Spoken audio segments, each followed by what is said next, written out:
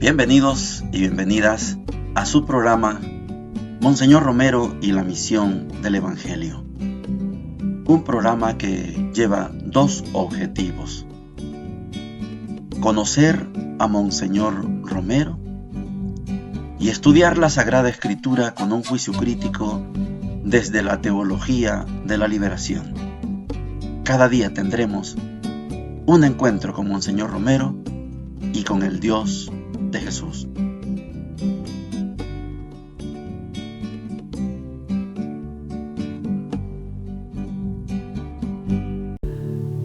Hola, ¿qué tal? Este es su programa Monseñor Romero y la misión del Evangelio. Lunes 5 de febrero. Ya pasó todo el gelengue de las elecciones. Ya tenemos otra vez de presidente a Nayib Bukele por 5 años más. Una asamblea configurada como un partido hegemónico. De esto habrá mucho que hablar en el camino, si Dios nos lo permite. En la primera parte del programa quiero destacar 3 elementos importantes. El primero de ellos es que estamos en el 29 y 30 de diciembre de 1978 y hay una reunión importante en el Centro Pastoral de San Antonio Abad. Es el centro que ahora le llamamos el Despertar, donde aproximadamente 20 días después se va a dar esa gran masacre donde el padre Octavio Ortiz Luna es aplastado por una tanqueta y cae abatido por las balas junto con 4 jóvenes. El delito: estar en un retiro de iniciación cristiana, sospechosos de que ahí había un reducto guerrillero. La versión oficial presentó la noticia como un enfrentamiento armado. Monseñor denunció ese informe como falso, embustero, de principio a fin. El segundo aspecto es que Monseñor Romero se reúne con las Carmelitas de San José, hermanas religiosas, y Monseñor les habla de una palabra que tal vez no es conocida de todos y de todas. Les habla del carisma. El carisma es el lema con el que una congregación religiosa se funda. Ejemplo: he sido enviado a evangelizar a los pobres, evangelizare pauperibus misit me, es decir, he sido enviado a evangelizar a los pobres. San Vicente de Paúl así fundó esta congregación de la misión, y su trabajo es precisamente dedicarse, según el padre Jaime Corera, solo a los pobres. Este es un carisma. Y Monseñor les habla a las hermanas carmelitas lo importante que es el carisma, y dice: serle fiel al carisma, adaptarlo y vivirlo en la iglesia local. Uno de los peligros de las congregaciones religiosas es adaptarse a las situaciones y de repente andan lejos del carisma. Se extravían en el horizonte. Pasa mucho. Una congregación religiosa que nació para los pobres termina trabajando para los ricos. Pasa. Y Monseñor insiste: hay que serle fiel al carisma, hay que adaptarlo, hay que incrustarlo en la iglesia local. Y el tercer aspecto que quiero resaltar es que Monseñor Romero tiene tanto prestigio moral que al final de aquella intermediación propuesta como iglesia por aquellos 4 secuestrados por parte de las Fuerzas Armadas de la Resistencia Nacional, FARC, las FARC le notifican a la Comisión de Derechos Humanos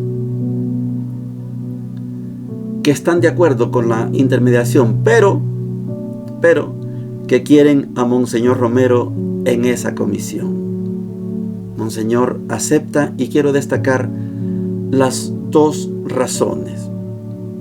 Quiero ayudar a salvar la vida de los secuestrados y quiero ayudar a salvar la vida de los presos políticos de las Fuerzas Armadas de la Resistencia Nacional. Esto es formidable, maravilloso, gratificante. Saber que las fuerzas guerrilleras confían en Monseñor Romero y saber que Monseñor Romero no solo piensa en los secuestrados ingleses, japonés y se me olvida el otro país, pero vela también por la vida de los presos políticos. Nada más integral que Monseñor Romero en esa coyuntura tan difícil de vivir. Oigamos a Monseñor. Viernes 29 de diciembre. Por la noche, una simpática convivencia juvenil en la casa pastoral de San Antonio Abad. Unos 60 jóvenes opinando, informando sobre sus actividades pastorales y preguntando inquietos sobre sus problemas propios de nuestro tiempo. Sábado 30 de diciembre. En el Colegio Belén de Santa Tecla, las religiosas carmelitas de San José celebraban el 50º de la muerte de la fundadora Madre Clarita Quirós. Celebré, hablándoles en la homilía, del carisma, de la necesidad de serle fiel y de adaptarlo a las circunstancias actuales y de la iglesia local. Participé un rato en la reunión de vicaría del Departamento de la Libertad que se reunía en el convento de la Iglesia de Concepción. Casi presentes todos los sacerdotes, las comunidades religiosas y laicos que trabajan en aquella pastoral. Esta tarde supe que la FARC, que tiene los 4 secuestrados, aceptaba la mediación de la Comisión de Derechos Humanos, pero pedía que yo me incorporara a esa comisión. Cuando me lo notificaron los de la Comisión de Derechos Humanos, les dije que con gusto aceptaba y que estaba a las órdenes para ayudar a salvar esas vidas y también las vidas de los prisioneros que estas fuerzas piden al gobierno. Llegamos a la sección de la palabra de Dios de este día lunes 5 de febrero. Es la 5ª semana del tiempo ordinario. Ayer les decía, vamos a caminar durante toda esta semana como tiempo ordinario y 3 días de la otra semana, de la 6ª semana, y vamos a interrumpir porque el día 14, miércoles, es el miércoles de ceniza y comienza la cuaresma. Todos estos contenidos que estamos compartiendo hoy se quedan en pausa hasta que termine el tiempo de la Pascua. Hemos venido estudiando ese paso de un sistema de gobierno basado en jueces, es el sistema político, cuando el pueblo llega a la tierra prometida. Y hay un paso de ese sistema político a la monarquía. Hemos estudiado todas las triquiñuelas, todos los contubernios todo lo sucio y podrido que se da en la corte de Saúl, en la corte de David. Hemos empezado a estudiar lo que pasa en la corte de Salomón. El sábado vimos cómo Salomón, para consolidarse en el poder, tiene que matar incluso a su mismo hermano Adonías. Hoy vamos a ver el paso de esa concepción de un Dios errante, peregrino, a un Dios estable, sedentario, en un lugar definido. No es fácil para los que tenemos la conciencia de un Dios del pueblo. No es fácil comprender a un Dios de la corte real. Esto vamos a estudiar el día de hoy. Del primer libro de los Reyes, capítulo 8, versículos del 1 al 7 y del 9 al 13, dice lo siguiente: el rey Salomón reunió junto a él en Jerusalén a los ancianos de Israel, a todos los jefes de las tribus y a los príncipes de las casas paternas de los israelitas, para subir el arca de la alianza del Señor desde la ciudad de David, o sea, desde Sión.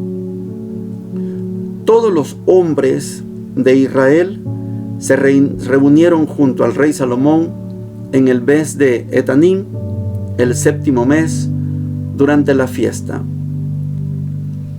Cuando llegaron todos los ancianos de Israel, los sacerdotes levantaron el arca y subieron el arca del Señor con la carpa del encuentro y todos los objetos sagrados que había en la carpa. Los que trasladaron todo eso fueron los sacerdotes y los levitas. Mientras tanto, el rey Salomón y toda la comunidad de Israel reunida junto a él, delante del arca, sacrificaban carneros y toros en tal cantidad que no se los podía contar ni calcular. Los sacerdotes introdujeron el arca de la alianza en su sitio, en el lugar santísimo de la casa, el santo de los santos, bajo las alas de los querubines. Porque los querubines desplegaban sus alas sobre el sitio destinado al arca y resguardaban por encima el arca y sus andas. En el arca se encontraban únicamente las 2 tablas de piedra que Moisés en el Horeb había depositado ahí, las tablas de la alianza que el Señor había hecho con los israelitas a su salida de Egipto. Mientras los sacerdotes salían del santo, la nube llenó la casa del Señor, de manera que los sacerdotes no pudieron continuar sus servicios a causa de la nube, porque la gloria del Señor llenaba la casa. Entonces Salomón dijo: el Señor ha decidido habitar en la nube oscura.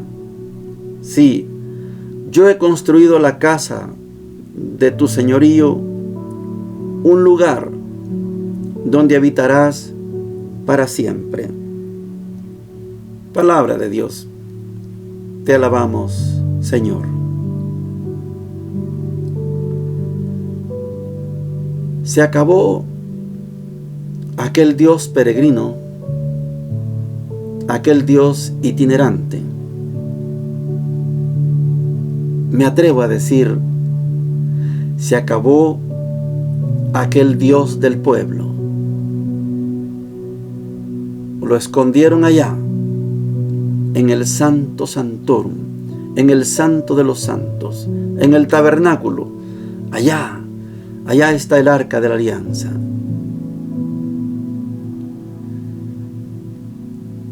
Es el año 930 apenas. Faltan 930 años para que venga Jesús. Y esa figura del Dios escondido ahí, en el Santo Santorum, va a desaparecer. Salomón, con las manos manchadas de la sangre de su hermano Adonías,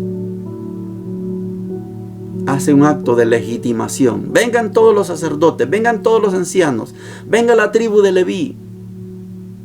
Quememos carne, hagamos sacrificio. No se podía contar la cantidad de animales que fueron ofrecidos en sacrificio por ese traslado del Arca de la Alianza, que estaba en una tienda, en una carpa, y lo movieron al Santo Santorum, al nuevo templo, al templo llamado así Templo de Salomón.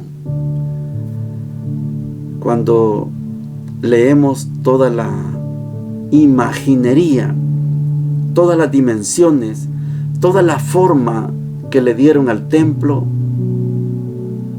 está bien pensado. Quisieron meter todo lo que había vivido el pueblo como su historia, en símbolos, en signos, todo lo quisieron meter en el templo. 2 grandes columnas, la columna de fuego que los guiaba de noche, la columna de nube que les protegía del sol durante el día. 2 grandes columnas. Sí. Toda la simbología, la idiosincrasia incrustada en un templo. Faltaba incrustar el Arca de la Alianza, las tablas de la ley. Y la ley dice no matar, pero Salomón mató a su hermano.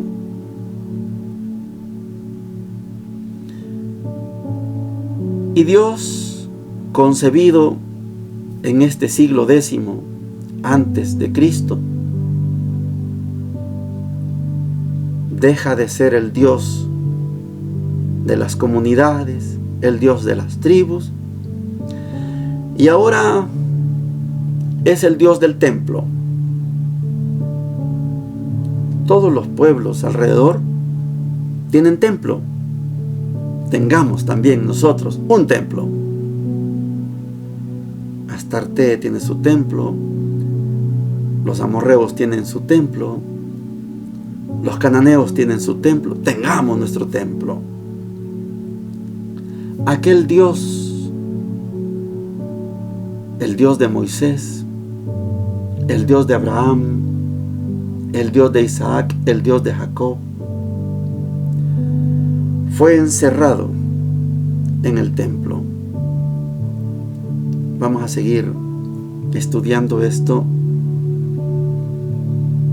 porque no es nada fácil cambiar nuestra imagen de un Dios del pueblo a un Dios de la realeza, a un Dios del templo. El Evangelio para hoy está tomado de Marcos capítulo 6, versículos del 53 al 56, y dice lo siguiente: después de atravesar el lago, llegaron a Genezaret y atracaron ahí.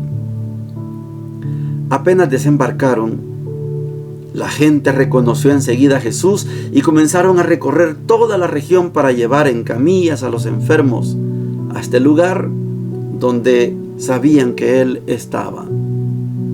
En todas partes donde entraba, pueblos, ciudades y poblados, ponían a los enfermos en las plazas y le rogaban que los dejara tocar tan solo los flecos de su manto, y los que lo tocaban quedaban curados.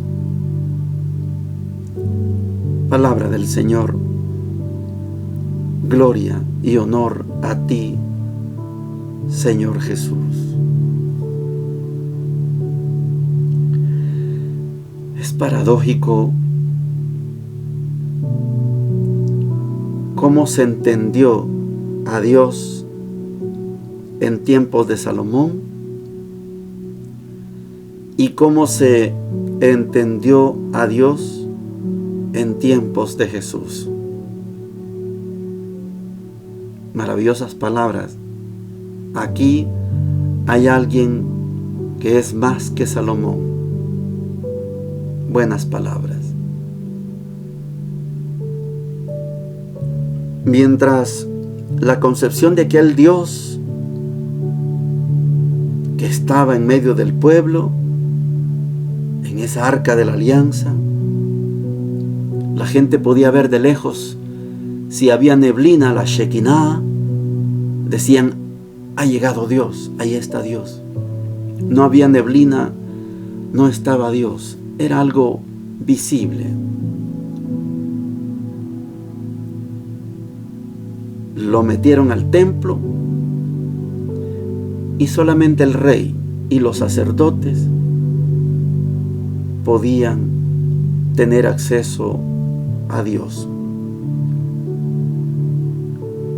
No cualquiera tenía que ser sumo sacerdote, y una vez al año podían entrar al Santo Santorum, al Santo de los Santos, allá en aquel último rincón, para hablar con Dios. La vida cambió. El Dios del pueblo quedó escondido en un templo. Y hoy Jesús, el Dios vivo, lo entendemos usted y yo. Ahora ese pueblo no lo pudo entender. El Dios vivo anda caminando por ahí. Volvimos a tener al Dios del pueblo, al Dios itinerante, al Dios de los pobres. Esto cuesta captarlo. Muchos preferimos el Dios del templo allá, con una lucita, allá. Otros preferimos un Dios del cielo, allá. Nos cuesta entender al Dios del pueblo. Por eso es maravilloso ese canto de la teología de la liberación de Carlos Mejía Godoy en Nicaragua.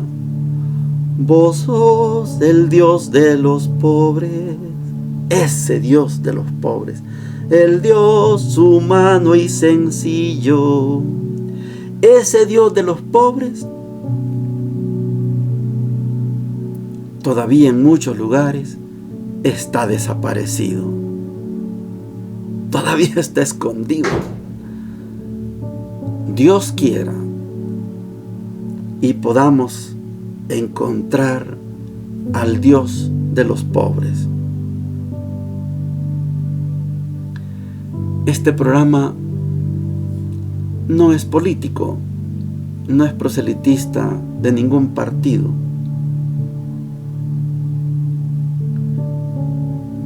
Pero Nayib ayer decía, es un principio. Puede ser que esté manoseando la palabra Dios, pero dijo, démosle la gloria a Él. Es un principio. Puede ser un lenguaje hipócrita, pero es un principio. La gloria es de Dios.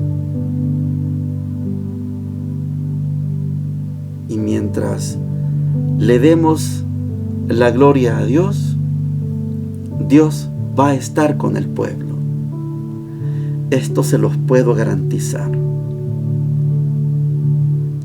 Dios es del pueblo y el pueblo es de Dios. Esa alianza entre Dios y pueblo no permite que alguien poderoso se nos agarre a Dios y lo vaya a esconder en un templo o lo vaya a esconder en el cielo. De todas partes llegaban buscando a Jesús, que les dejara tocar aunque sea el borde del manto, los flecos del manto, aunque sea. Y la gente quedaba curada.